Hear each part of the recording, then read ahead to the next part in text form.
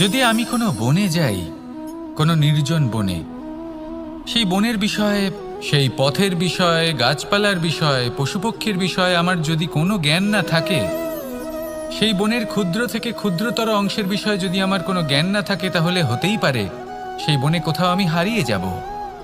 হয়তো এমনভাবে হারিয়ে যাব কোনোদিনও বাইরেই বেরোতে পারবো না। তাই সেই বনের বিষয়ে জ্ঞান লাভ করা আবশ্যক। এটাই হলো শিক্ষা। জীবনে বেশিরভাগ মানুষই কেন অসফল হন? ওনারা একটা লক্ষ্য স্থির করেন, কিন্তু সেই পথের বিষয়ে তারা পর্যাপ্ত জ্ঞান অর্জন করেন না। সেই পথে কি বিপদ আসতে পারে প্রত্যেকটা পৃষ্ঠার জ্ঞান তাদের নেই, আর সেই জন্যই তারা অসফল হন। আপনি জীবনে যখনই কোনো লক্ষ্য স্থির করবেন, কোনো লক্ষ্য সাধন করবেন, পরিকল্পনার সাথে সেই পথে অগ্রসর হন। সেই পথকে বোঝার চেষ্টা করুন, সেই পথের বিপদ সম্পর্কে জ্ঞান লাভ করুন, সব কিছু জানার চেষ্টা করুন, অজানা তথ্য আহরণ করুন, আর তারপর সেই লক্ষ্যের প্রতি নিজেকে সমর্পিত করুন। তবেই আপনি সাফল্য লাভ করবেন, আর এই মন প্রসন্ন হয়ে বলবে, রাধা রাধা। আপনি নিশ্চয়ই কখনো অনুভব করেছেন, যদি কোনো নির্মল ব্যক্তির কাছে গিয়ে বসেন, তাহলে মনে নির্মল অনুভূতি হয়, এই মন শান্ত হয়ে যায়। সেইখানেই কোনো দুশ্চরিত্র মানুষের কাছে গিয়ে বসলে এই মন বিচলিত হয়ে যায়। কারণটা কি? কারণ যে ব্যক্তি নির্মল মনের, তিনি সবার মধ্যে নির্মলতা ছড়িয়ে দেন। আমাদের অন্তরে যা থাকে আমরা সেটাই সবার মধ্যে বিতরণ করি। যদি আপনি এই সংসারে শুভ বোধ ছড়িয়ে দিতে চান, তাহলে প্রথমে শুভ গ্রহণ করুন, তা অর্জন করুন। এই সংসারে জ্ঞানের শক্তি লাভ করুন, আর সেই জ্ঞানের শক্তি সংসারে বিতরণ করুন। শান্তি এবং সন্তোষ প্রদান করুন, কারণ যেমন বীজ এই সংসারে বপন করবেন, তেমনই ফল আপনি লাভ করবেন। যেমন দেবেন তেমন ফিরেও পাবেন। এই সংসারে জ্ঞান প্রদান করুন, শান্তি প্রদান করুন, সন্তুষ্টি প্রদান করুন। এই সংসারে ভালোবাসা বিতরণ করুন, আর এই প্রেম ভাব নিয়েই বলুন, রাধা রাধা। এই সংসারে দুই ধরনের মানুষ দেখা যায়, এক সরল, দুই জটিল। এবার এই যে সরল ব্যক্তি থাকে, তাদের এই সমাজ দুর্বল মনে করে। এমনিতে দেখতে গেলে জলও সরল, বায়ুও সরল। ওনারা যেদিকে চাইবেন প্রবাহিত হতে পারেন, এনাদের যে আকার দেবেন সেটাই ধারণ করবেন। কিন্তু এরা বাস্তব রূপ ধারণ করলে তখন কি হয়? এই জল এমন এক ধারায় পরিণত হয় যে অনেক বড় বড় পাথরকে খণ্ডিত করে দিতে পারে। এই বায়ু এমন এক চক্রবাতে পরিণত হয় যা সংসারে বিনাশ ডেকে আনে। তাই যে ব্যক্তি সরল, তার সরলতাকে সম্মান করুন, তাকে সম্মান করুন, তাকে ভালোবাসা দিন, আর আমার সাথে ভালোবেসে বলুন, রাধা রাধা। খেলা খেলতে কে না ভালোবাসেন? আমরা প্রত্যেকেই যখন সময় পাই, সুযোগ পাই, তখনই আমরা কোনো খেলা খেলি। খেলার সময় দুই ধরনের মানুষ ওখানে থাকেন, এক যারা অংশগ্রহণ করেন, আর দুই যারা দেখতে থাকেন, যারা দর্শক হয়ে দেখেন, যারা নিজের পক্ষের বিজয়ের ফলে উচ্ছ্বসিত হয়ে থাকেন, পরাজয়ের ফলে শোক পালন করেন, পরামর্শ দিয়ে থাকেন। আর বিজয়ী কে হন? বিজয়ী তিনি হন যিনি অংশগ্রহণ করেন। নির্বাচন আপনাকে করতে হবে, আপনি কি করতে চান? আপনি কি খেলোয়াড় হতে চান, নাকি আপনি দর্শক হতে চান? যদি আপনি বিজয়ের আনন্দ লাভ করতে চান, সেই রোমাঞ্চ অনুভব করতে চান, তাহলে খেলতে হবে। ময়দানে আপনাকে নামতেই হবে। পরাজয়ের সম্ভাবনার ভয়ের সাথে আপনাকে লড়াই করতেই হবে। বিপক্ষের আহ্বানকে স্বীকার করতেই হবে, খেলোয়াড় হয়ে উঠতে হবে। তবেই এই বিজয়ের সম্ভাবনা থাকবে। আসলে কি, দর্শক হয়ে পরামর্শ দেওয়া অত্যন্ত সহজ, ময়দানে নেমে অংশগ্রহণ করা অত্যন্ত কঠিন। আর এখানে যেটা সহজ, তা আপনাকে বিজয়ের পথে কখনোই নিয়ে যাবে না। আসুন আমার সাথে ভালোবেসে বলুন, রাধা রাধা। এই সংসারে মানুষ জন্মগ্রহণ করেন, বড় হতে থাকেন, পুরুষার্থ লাভ করেন, অর্জন করেন। অর্জন করা আসলে কি? বেশিরভাগ মানুষ বলেন অর্জন করা অর্থাৎ ধন সম্পত্তি অর্জন করা। আর কি অর্জন করা যায়? আর কি লাভ করা যায়? আসল প্রশ্ন হলো এটাই যে কি এমন আছে যা বাস্তব রূপে অর্জন করার যোগ্য। তা হলো ব্যবহার, জ্ঞান এবং সন্তোষ। কেন? কারণ আপনি যখন এই সংসার ছেড়ে চলে যাবেন তখন আপনার ধন সম্পত্তি আপনাকে বিদায় জানাতে আসবে না। আপনাকে বিদায় জানাতে আসবে আপনার আপনজন, যাদের সাথে আপনার সুসম্পর্ক ছিল। সমগ্র সংসারে সহস্র মানুষ ধন অর্জন করে থাকেন। শ্রেষ্ঠ মানুষ হলেন তিনি যিনি ব্যবহার, জ্ঞান এবং সন্তোষ অর্জন করে থাকেন, একে সকলের মধ্যে বিতরণ করেন। তাই এটাই করুন আর আমার সাথে ভালোবেসে বলুন, রাধা রাধা। এই সংসারের আরম্ভ থেকে এখনো পর্যন্ত এবং ভবিষ্যতেও একটা যুদ্ধ আছে যা হয়ে চলেছে, চলতেই থাকবে। পাপ এবং পুণ্যের মধ্যে যুদ্ধ, সত্য এবং অসত্যের মধ্যে যুদ্ধ। এই যুদ্ধ চলেই আসছে, আর এই যুদ্ধে যারা লড়েন তাদের আমরা সবসময় জয় জয়কার করি। আর যারা এই জয় জয়কার করেন তাদের প্রত্যেকের একটা বিশেষ গুরুত্ব থাকে। যখনই কোনো যোদ্ধা যুদ্ধক্ষেত্রে ক্লান্ত হয়ে পড়ে, শক্তিহীন হয়ে পড়ে, তখন এরা জয় জয়কার করে, শঙ্খ বাজাতে থাকে, সেই যোদ্ধাকে অনুপ্রেরিত করে, শক্তি এবং সাহসে ভরিয়ে তোলে। আর তখন সেই যোদ্ধা সেই যুদ্ধকে এগিয়ে নিয়ে যেতে পারে। যখন শ্রীরাম লঙ্কা যাত্রা করার জন্য সেতু তৈরি করছিলেন, তখন একটা ছোট্ট মিষ্টি কাঠবিড়ালি নিজের মুখে মাটির টুকরো বয়ে নিয়ে গিয়ে তার সাধ্যমতো তাকে সাহায্য করছিল। শ্রীরাম দেখলেন এবং বললেন যে ও তো সবার মনোবল বৃদ্ধি করছে, সবাইকে প্রেরিত করছে। ও বলল যে আমি এত ছোট হয়েও যদি এই কাজ করতে পারি, তাহলে আপনারা সবাই কেন পারবেন না? এটাই হলো সেই সকলের মাহাত্ম্য, যারা জয় জয়কার করেন, অনুপ্রেরিত করেন, সাহস যোগান। ওনারা সেই ব্যক্তি যারা একজন যোদ্ধার মধ্যে যুদ্ধকে জয় করার শক্তি প্রদান করেন।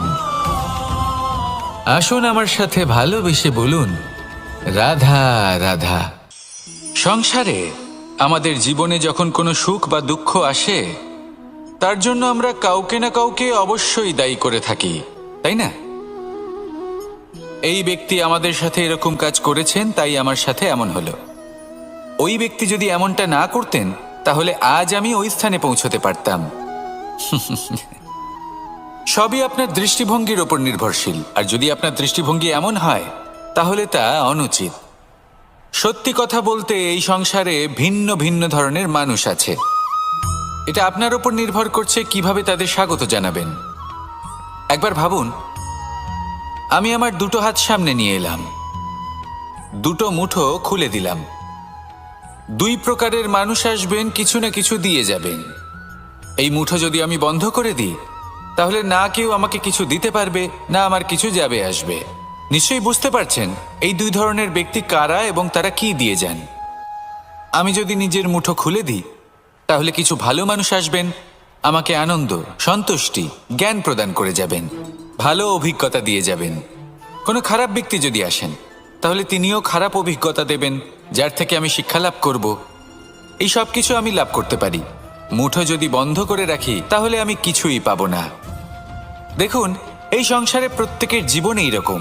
প্রত্যেকের জীবনে সবকিছুই আছে, ভালো খারাপ দুই মানুষই আছে। ভালো অভিজ্ঞতা আছে, খারাপ অভিজ্ঞতা আছে। নির্ভর করছে আপনার উপর যে আপনি কি করবেন, এনাদের স্বাগত কিভাবে জানাবেন, কার থেকে কি বুঝবেন, কি শিখতে পারবেন, আর কোন দৃষ্টিভঙ্গি নিয়ে অগ্রসর হবেন। এটাই নির্ধারণ করবে যে আপনার জীবন কেমন হবে। আসুন আমার সাথে ভালোবেসে বলুন, রাধা রাধা। এটা হলো একটা সাদা পাতা। এবার এতে আমি যাই লিখব, সেটাই এর অস্তিত্ব হবে। এতে আমি প্রেমের কিছু কথা লিখে একে প্রেমপত্র বানিয়ে তুলতে পারি। মাতা পিতার জন্য একটা শুভ সংবাদ লিখতে পারি।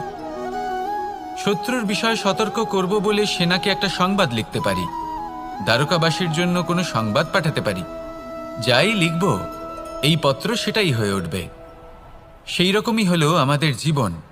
আমরা যেমন কর্ম আমরা করব, আমাদের অস্তিত্ব এবং ব্যক্তিত্ব ঠিক তেমনই হয়ে উঠবে। যদি আপনি একটা অসাধারণ, উজ্জ্বল এবং সম্মানজনক জীবনযাপন করতে চান, তাহলে তার একটা রহস্য আপনাকে বলি। যেমন কথন হবে, কর্ম তেমন হবে।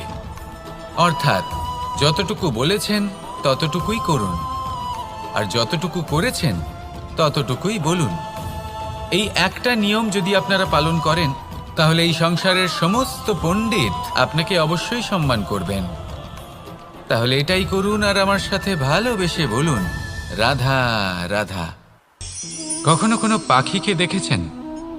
যখন সে প্রথমবার উড়তে চেষ্টা করে, সে বাসা থেকে মাটিতে পড়ে যায়, কিন্তু সে হার মানে না, চেষ্টা করতে থাকে, করতেই থাকে, ডানা ঝাপটাতে থাকে, আর তারপর সে উড়তে শেখে। গোল শালগ্রাম শিলাকে দেখুন, পর্বত থেকে খসে পড়ে, ধাক্কা খায়, জলের প্রবাহ দ্বারা ঘর্ষিত হয়, তারপরে তা শালগ্রামে পরিণত হয়। ভেবে দেখুন, যদি কোনো পাখি প্রথমবার উড়তে গিয়ে এটা ভাবে যে না না, যদি আমি পড়ে যাই তবে, আমার যদি আঘাত লাগে তবে, আর যদি ভয়ের কারণে সে শুরুই না করতে পারে, চেষ্টাই না করে, তাহলে কি সে উড়তে শিখবে? কখনোই নয়। এটাই আমাদের শিখতে হবে, প্রারম্ভ করতে হবে। তা অত্যন্ত গুরুত্বপূর্ণ। যখন আমরা কিছু শুরু করি তখন ভয় করে, কিন্তু যদি এটা না করেন, জীবনে কখনো সামনে এগোতেই পারবেন না। হতেই পারে প্রারম্ভ করার পরে আপনি পড়ে যাবেন, বারবার নিচে পড়ে যাবেন, কিন্তু যদি নিরন্তর চেষ্টা করতে থাকেন, তাহলে একদিন না একদিন আপনি অবশ্যই সফল হবেন। এই শুরু করাটাই সব থেকে বেশি কঠিন। এর দ্বারা ভয়ভীত হবেন না। আসুন আর আমার সাথে ভালোবেসে বলুন, রাধা রাধা। যদি আমি আমার চোখ বেঁধে কোনো একটা নির্দিষ্ট দিকে নিজের সমস্ত শক্তি প্রয়োগ করে ছুটে যাই, তাহলে কি হবে? আমি কোথাও ধাক্কা খেতে পারি, নিজের ক্ষতি করতে পারি, কোথাও পড়ে যেতে পারি, তাই না?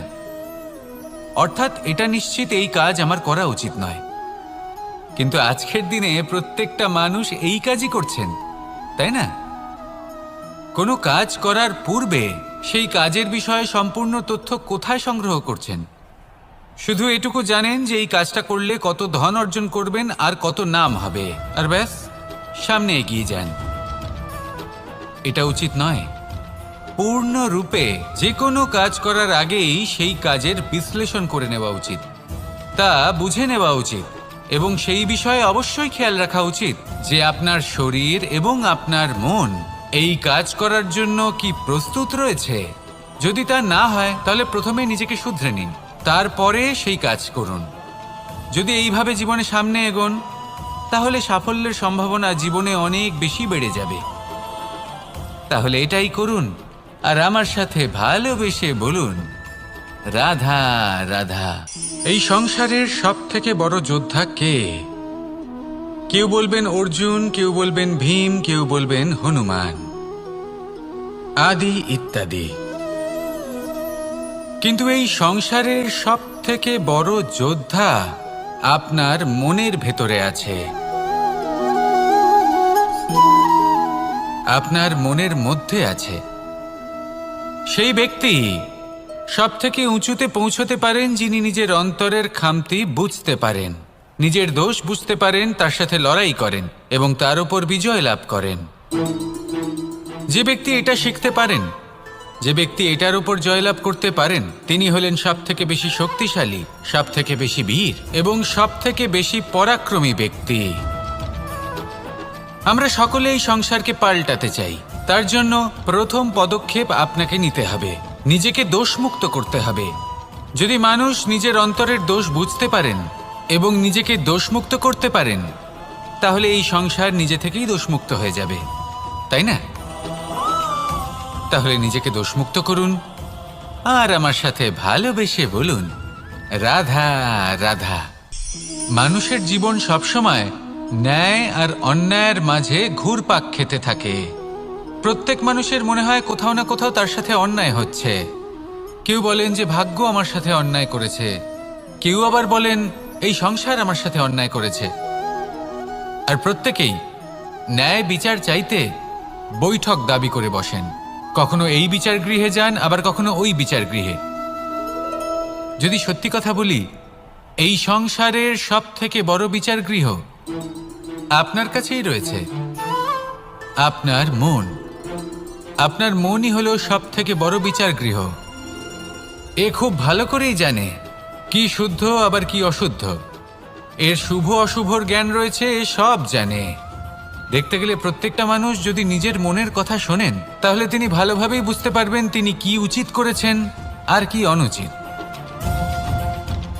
দিনে একবার রাত্রের নিদ্রায় যাওয়ার পূর্বে নিজের সাথে বসুন, চোখ বন্ধ করুন আর বিচার করুন আজ আপনি কি উচিত করেছেন আর কি অনুচিত।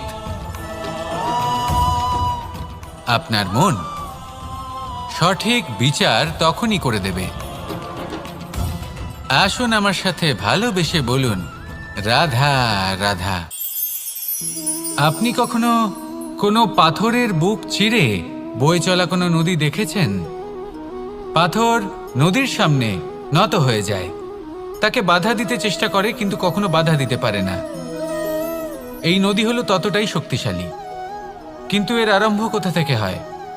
দূরে কোথাও কোনো পর্বতের চূড়াতে এক বিন্দু জল ঝরে পড়ে আর তার সাথে হিম গলিয়ে দেয়। তারপর জলের শক্তি বৃদ্ধি পায়, তারপর অনেক বিপদের সম্মুখীন হয় আর অনেক ধরনের বাধা সে অতিক্রম করে। তার শক্তির এতটাই বৃদ্ধি হয় যে তাকে বাধা দেওয়া একেবারেই অসম্ভব ব্যাপার হয়ে যায়। দেখুন, নদী তো মহান বটেই, কিন্তু তাকে মহান করে তুলেছে কে? সেই সকল বিপদ যার থেকে ও কখনো পালায়নি। সেইভাবেই আমাদেরও বিপদ থেকে পালিয়ে গেলে হবে না, তার সম্মুখীন হতে হবে সাহসের সাথে, পূর্ণ শক্তি প্রয়োগ করে। তবেই আমরা শিখতে পারবো, তবেই আমরা সামনে এগোতে পারবো। যদি আপনি জীবনে কুন্দন হয়ে উঠতে চান, তাহলে জ্বলন সহ্য করতেই হবে। আসুন আমার সাথে ভালোবেসে বলুন, রাধা রাধা। এ হলো গোলাপ ফুল, একে আমরা সকলেই চিনি। সমগ্র সংসার ভালোবাসে এই পুষ্পকে। এই ফুল দেখতেও সুন্দর। সবথেকে বেশি গুরুত্বপূর্ণ কথা হলো এর সুগন্ধ, যা দূর দূরান্ত থেকে ব্যক্তিদেরকে আকৃষ্ট করে। এই সুন্দর পুষ্প একটু মন দিয়ে দেখলেই দেখা যায় এর নিচে কাঁটা রয়েছে। এই সংসার বলে, এ প্রকৃতির কেমন রচনা, এত কোমল পুষ্প, এটা কি তীক্ষ্ণ কাঁটা সহ প্রস্ফুটিত হয়? এটাই হলো জীবনের সত্য। আমাদের অন্তরের সদ্গুণ, সেগুলিও এই ফুলের মতোই সুন্দর। সংসার এর সৌন্দর্য দেখতে পায়, এর সুগন্ধ চতুর্দিকে ছড়িয়ে পড়ে। কিন্তু এই সদ্গুণ জাগ্রত করে তোলার জন্য কঠোর পরিশ্রম করতে হয়, প্রতিনিয়ত চেষ্টা করে যেতে হয়।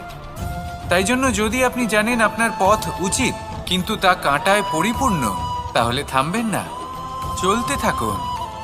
একবার যদি অন্তরের সদ্গুণ জাগ্রত হয়, তাহলে এই সংসার এর সৌন্দর্য দেখবে আর সুগন্ধে আকর্ষিত হয়ে আপনার কাছে আসবে। এই মন, এই জীবন প্রসন্ন হয়ে বলবে, রাধা রাধা।